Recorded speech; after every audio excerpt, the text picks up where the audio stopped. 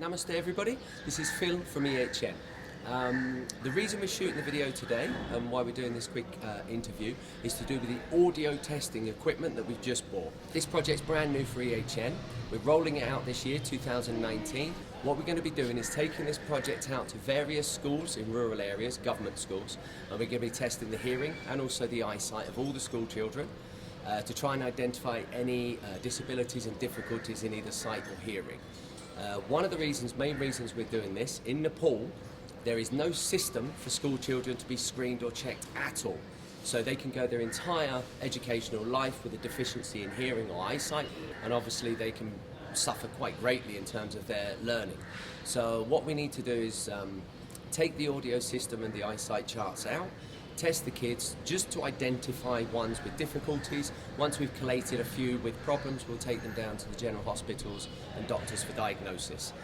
Obviously from then it's probably going to be pairs of glasses, hearing aids, possibly medical treatment if it's a viral problem, something like that. But when we do the general medical camps, which is open to everyone, we'll still run the eyesight and obviously the audio testing then. And I would expect with the elderly, we're obviously going to see a lot more sight and audio hearing problems anyway. So the school kids is really to identify the one or two minority that are having difficulties so we can get what they need to move forward. And then with the health camps, obviously we're going to probably start identifying some slightly more serious cases with the elderly. And again, when we can, we'll try to help with equipment, glasses, hearing aids and such like.